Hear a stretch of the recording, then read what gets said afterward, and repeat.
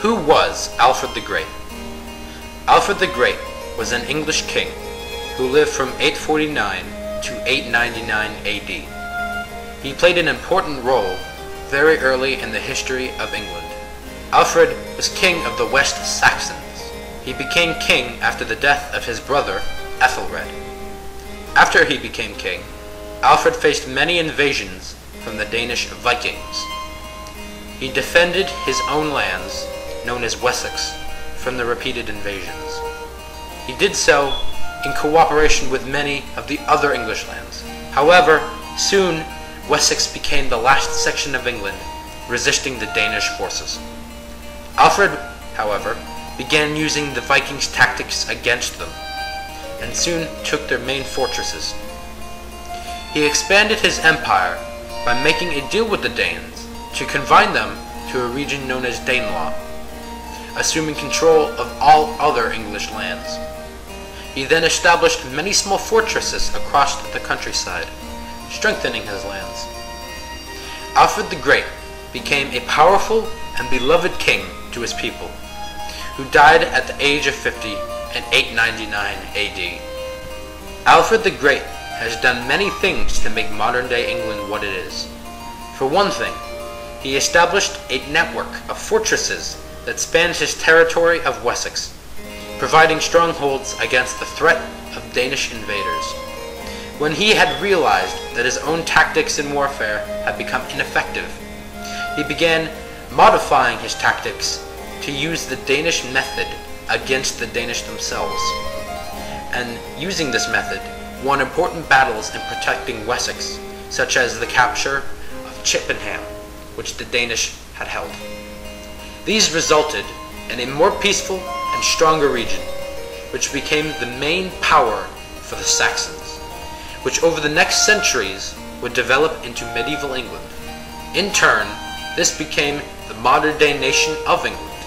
Thus, many nations, such as the United Kingdom and the United States, and many subjects about the United Kingdom and the United States, have ties with the King Alfred the Great. Furthermore, there are specific examples of what Alfred had done that are done commonly today.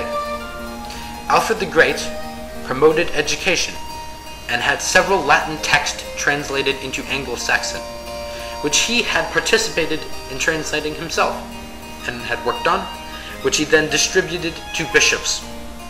This may not have exactly been the beginning of widespread education, but it did keep it alive through the very non-enlightened and destructive times such as the 9th century AD.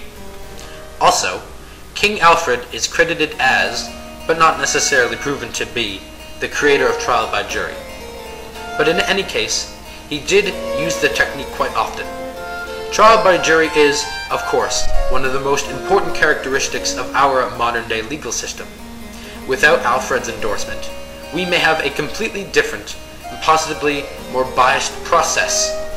Knowing what this king has done for our present-day lives is very important, and to forget such a crucial figure in modern history would be to forget past successes which may endanger our future. Without him, what would England be like today? It could have been overrun by Vikings and may currently be a colony of Denmark. What would America be like today if England did not colonize the New World? It could be half French and half Spanish, and New York may still belong to the Netherlands. The course of history certainly would be much different had this single monarch not risen against the Danes and overpowered them. For England, the US, and all countries that rely on their and our support. The United States has a lot in common with the figure of Alfred the Great.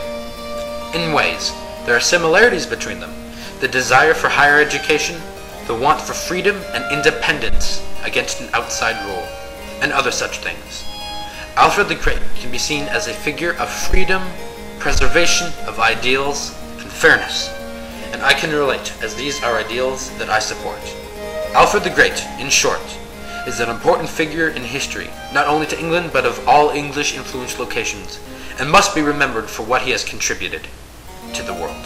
And that, in my opinion, is why Alfred should be known by the name the Great.